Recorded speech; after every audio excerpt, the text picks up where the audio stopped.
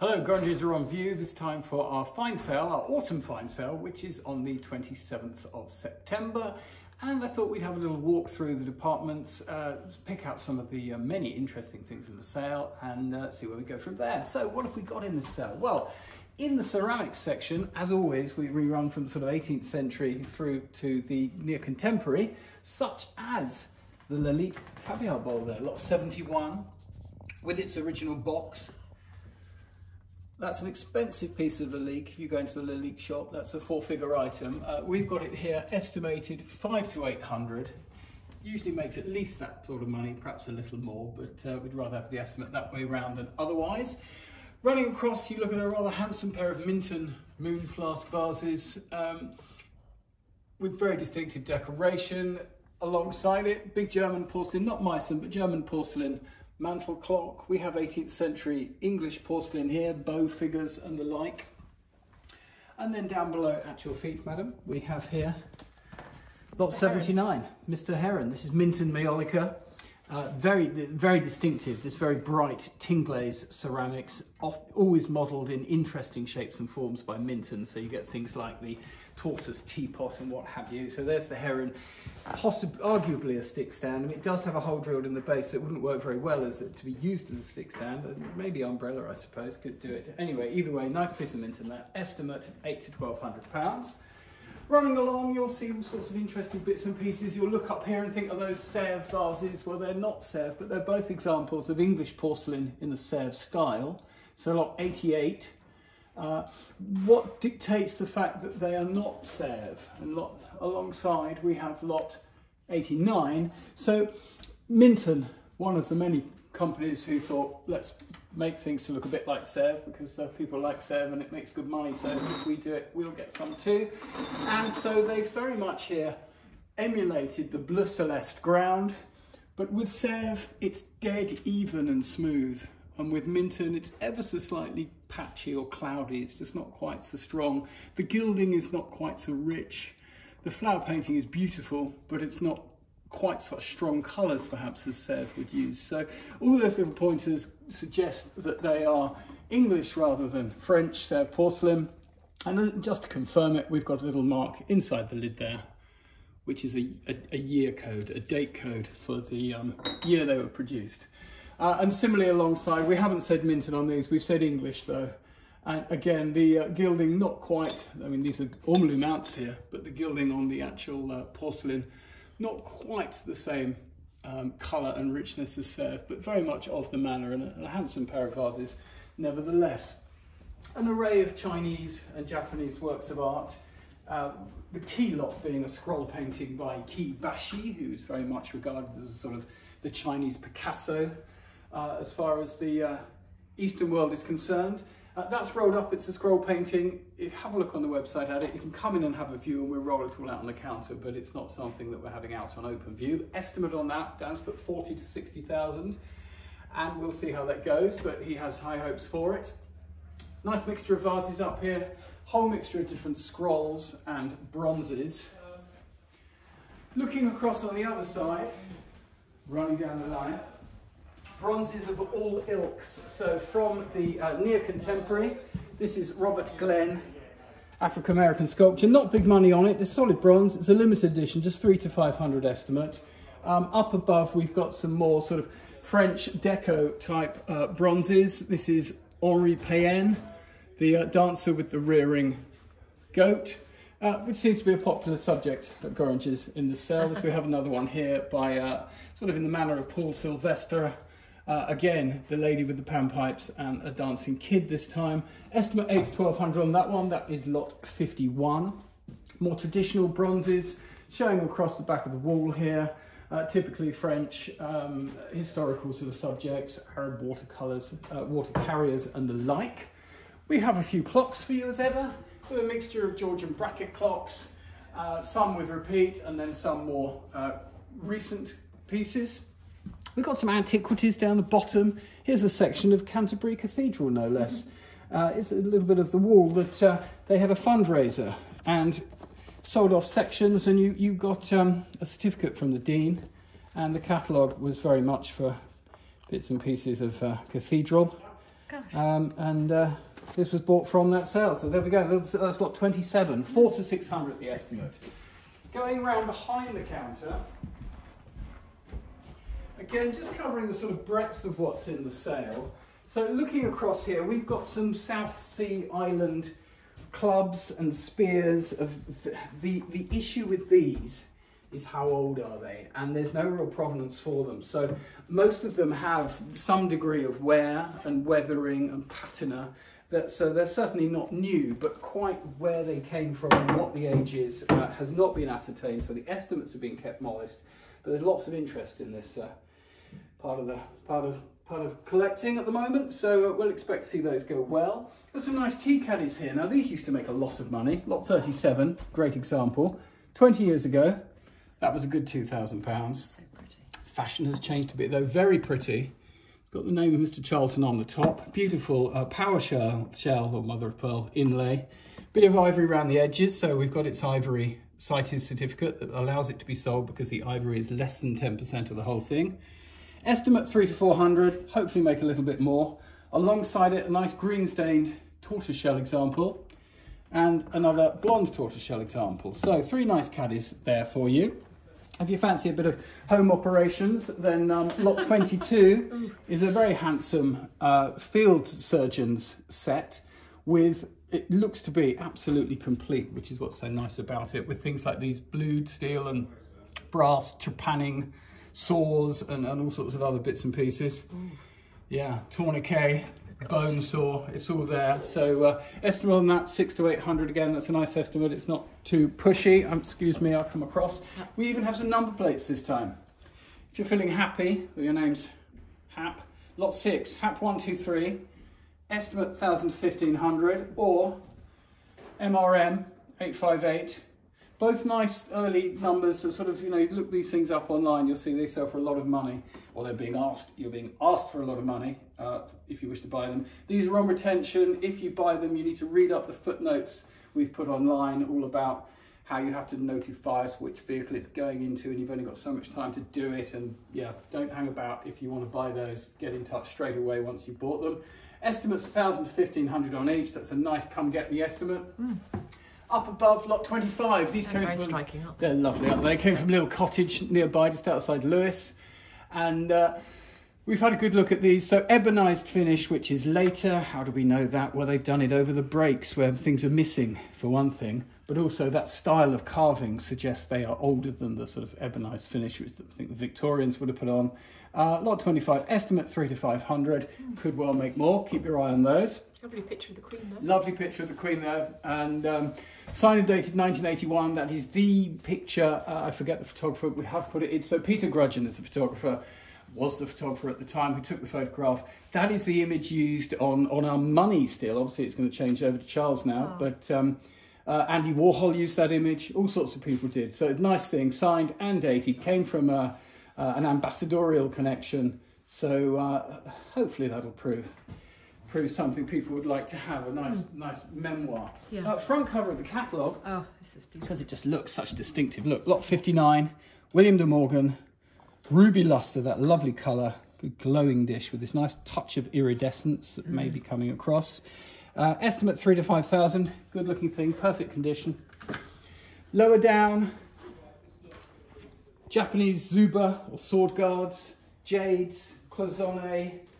We've got some Dalton figures. Now, most Dalton figures people don't want to touch with a barge pole, but if they're interesting and early, it all changes. So lot 65, lot 64, Fun. and lot 63. So why are these more desirable than the old balloon seller that everybody has?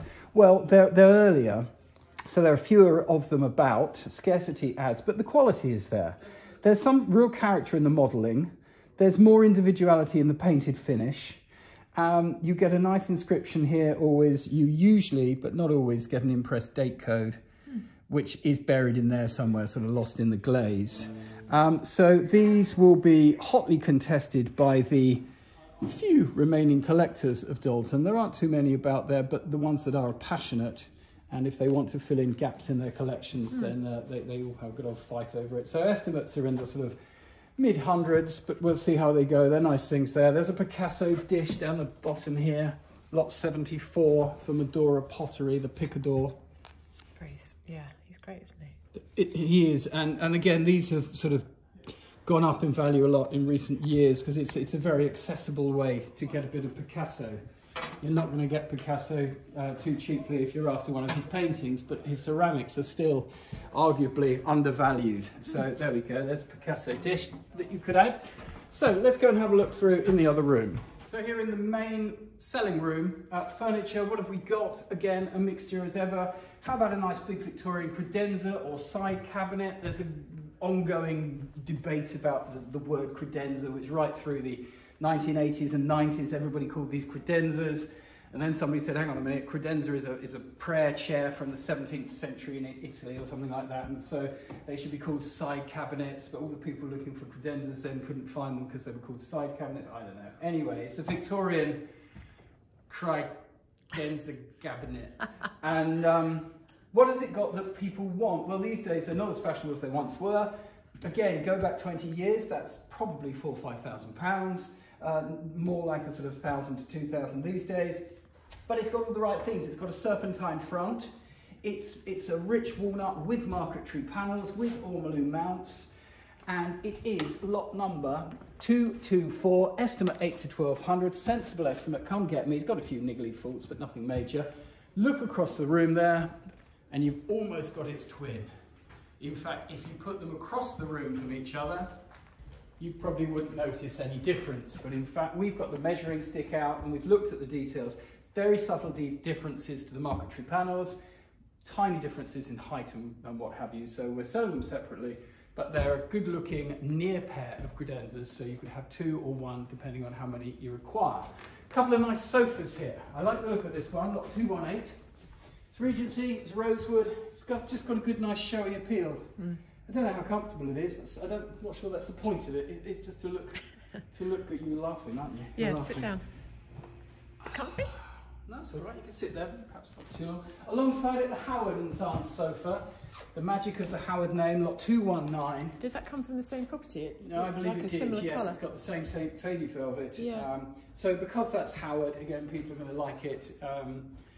And it will need a bit of rejigging, but it could be used as it stands. Then we have some fab paintings. We're going to look at those next door. Here, nice pair, these are a pair, collector's cabinets.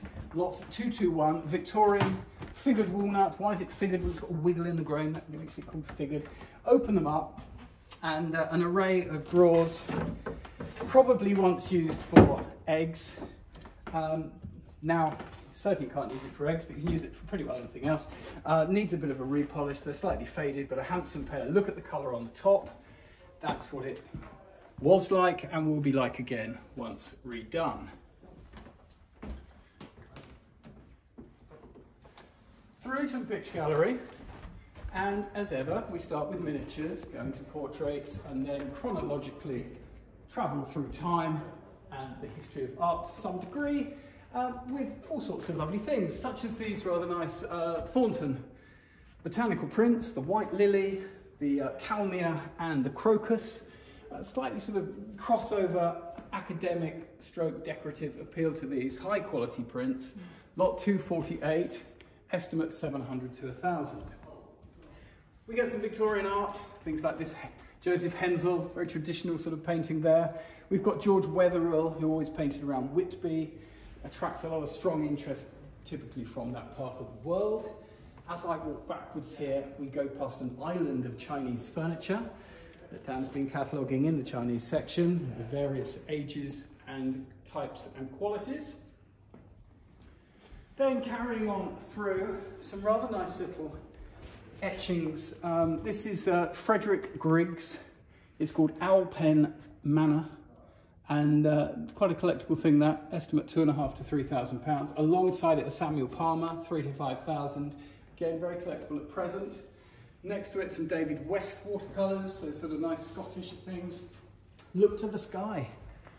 We break away from pictures 232. This is an absolute belter of a chandelier. It's one of the best ones I've seen. So it's not ancient. It's round about the Edwardian era. But look at it, it's absolutely fab. It's got the cut glass bowls, top and bottom. It doesn't have standard sort of drops. It's got hexagonal beads running down the center. These are faceted at the base, these teardrops. The finials are reverse finials. We've got faceting to these drops on the branches. We've got a lovely cut glass ball finial at the base. It's a real goodie, that. Estimate is £1,000 to £1,500. What's the lot number on that? That is lot number 232. Thank you. Underneath it, lot 204. Now, is that comfortable? Yeah, that's very comfortable. I sat on it earlier. I must go on a diet. Yes. Yeah, so these need a little bit of work. Break out some teak, but because they're cast iron, nothing's really going to bother them. Incredibly decorative, though, aren't they? Incredibly decorative, incredibly heavy. These lovely dog's head finials. Yeah. Came from property in Horsham. Obviously sat in the garden for many years and need a good clean up, but as I said, once those are probably shot blasted and sand blasted with that nice sort of, they use this nice delicate material, doesn't go into the metal. Repainted or re-enamelled, and then new seat bars, absolute crackers, but really nice to have a pair and a really good model, nice strong model that. They're lot 204. Lot 204, thank you. Back on the walls. And, sorry, I was just looking, that's, they're 2.5 to 3.5. 2.5 to 3.5, yeah, absolutely fine. Then drifting around the walls, I like these. This is Rex Whistler, but he was only 14 years old when he did these. Good and he was fag at school, and he gave them to the chap he was the fag to, who was Brigadier Terence Clark. And they're great fun and incredibly competent. And for age 14, that's quite something. I was just quite wise in terms of the humour. And it's not just the sort of main, you know, she's singing, he's got his fingers in his ears, and the servant, he's cowering from the noise. Everybody's sort of looking a bit askew.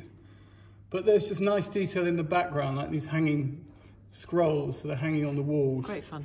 So good fun, though. It's like that. It's nice lot. About 2, 9, 4, and 5. Got some Russell Flints for you. 5 drawings of his favourite models, no doubt, with a good selection of subject matter and colour. Got a lovely Edward Seago here. How about that? Really nice. The Old House Athens. Really good. Lovely condition. Good strong colours. Original wash line mount, now a little faded. Not the watercolour, but the mount, a little bit discoloured. Frame slightly battered. Nice label on the back, he said. Yes, nice label on the back. Original artist label on the back. Estimate 2,000 to 3,000, slot 310. Got a number of these racing pictures by Peter Howell of varying sizes and qualities. So we start, there's a bigger one than this, but this is lot 315. The larger works here, down to more sort of sketchy subjects down below. Lowry prints as ever. One doily John, usually have more, but that's a nice early doily John. Lot 329, estimate 1,000 to 1,500. I like this bronze sculpture. It's on the back this of is our catalogue, 340, John William Mills, yes, on the back of our catalogue. Nice bronze that, well executed, keen estimate 700 to 1,000. And then rolling round, must mention silver. Let's have a little look over here. I'll dive behind the counter, a couple of things to pull out and show you. Lot 349, pair of George III waiters. Not the most exciting shape, but nice weight, nice quality. And the key to these, presented to Kenneth de Courcy on the occasion of his marriage, 1950, from the Duchess of Windsor, that one. And then not only is there one, but there are 2, and this one's from the Duke of Windsor. That's great. So we have a pair presented by the Windsors. Rather nice, those. What else is rather nice? This is sweet. This is lot 364. Do you like this? I do. Pop it open. Oh, isn't that cute? That's so pretty. Signed Cartier. Let's have it out. Let's check it. So, enamel. We're always looking to check the condition of the enamel. Colour. Oh. Looks perfect. Great. Nice thing, that. Hinges. Yeah, really sweet little Cartier. And look, Cartier on the leather case as well. 364. Estimate 600 to 800. Good luck if you get it for that. I think it's going to be more expensive. So pretty. Somewhere else, let's travel across the world to Japan. And look at that. Lovely Japanese silver work. It's heavy as well, isn't it? Really heavy, because it's good solid glass. That is a solid lump of glass. And then it's sort of cased in silver, thickly cased, with these 2 lids to the wells. Double inkwell, 6 to 800, lot 363. Iris is, of course, ever popular motif in Japanese art. There's other silver in the cabinet. There's more silver over across the room, such as, up your likenesses, 369. Look at this, the thirst extinguisher. Is that what it's called? The thirst extinguisher, oh, instructions for filling. And down below you've got the recipe for an old-fashioned, a between the sheets, a clover club, a dry martini. Interesting. Dry gin, dry vermouth, Italian vermouth, and Angostura. Oh, nice. There's a recipe. Tom Collins, Manhattan, and a sidecar, and a whiskey sour. There we go. So you rotate for the recipes, and yeah, it all sort of clicks together and what have you. Well, what fun that. Very collectible. It's plated, not solid silver, but retailed by Asprey, lot 369. 6 to 800. 6 to 800. Yeah, there we go. Very nice. Across the back of the wall, there's a nice Ken Howard down here of the artist's studio. Oh, there's the big horses. There's the big one of the horses by Peter Howard. Yeah. Then we've got some Elizabeth Blackadder. We've got this chap, Peter Brook, very quirky. Lot 339 and 338. And the quirky titles, so this is called Mr. Poole of the Chevios, thinking benevolently about the fox which visited him at 5 AM that morning, brackets, successfully. Oh. Great fun, very quirky. Another one down the bottom there. Just to round off, we've got some Terry Frost, and we've got Tracy Emin and Anthony Gormley, lot 346. This lovely, great big Gormley print was donated to a local school, and they're now selling it to raise funds. Estimate £3,000 to £5,000, perfect condition. Suspect that's a good investment for whoever buys it. So there we go, there's a whole array. We're just going to have a quick look at the jewellery. So in the strong room, and I've picked out 3 trays from the jewellery. There are more, but we'll give you a selection just to wet your whistle. Watches, here's the one that really floats my boat. Lot 376, Louis XVI, and just a really pretty, look at that. Oh, yes. Yeah, so this is fish skin. This green looks like leather, that's fish skin, that's what they used. Obviously actually, enamel with diamonds, and then it's a pear case watch, so it opens up. Here's the pear to the case, taken out. So that's the outer sort of protective case. Take the brunt of any knocks and damage. Look at the thumb piece. Gosh, and the contra thumb piece, both diamond set. I mean, quite something that. Open it up again, and we can access the movement. I'm not going to do it now, in fact, while I'm upside down and looking at you, just in case I provoke it. But stunning, look at that. Diamonds to the suspension bow. It's a stunning watch, that. So that has an estimate of £2,000 to £3,000. And a goodly thing it is. There are other watches in the sale. There's other pocket watches, Vacheron Constantin and what have you. You're coming round. Well, I'm going to rotate this. Thank you. How's that? Yeah, just give people a... There we go. So, nice Omega there. That looks good. That's a 1950s Omega, £1,800 to £2,000. You're buying gold as well, because you're buying the bracelet, which is not an Omega bracelet as far as I can see. So, there's always the option to switch that over. But that's nice, clean, it's going.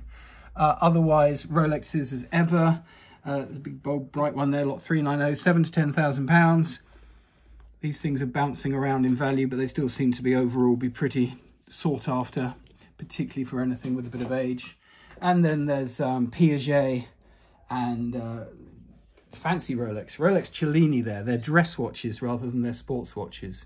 So a good selection. Last of all, 384, French, 18 karat gold, Frère La Cloche, travelling watch. Nice thing. So some good watches in the jewellery. We like this. 405, amethyst and gold. This necklace, early 19th century, 1,000 to 1,500 estimate. We've been seeing these pieces march on a bit.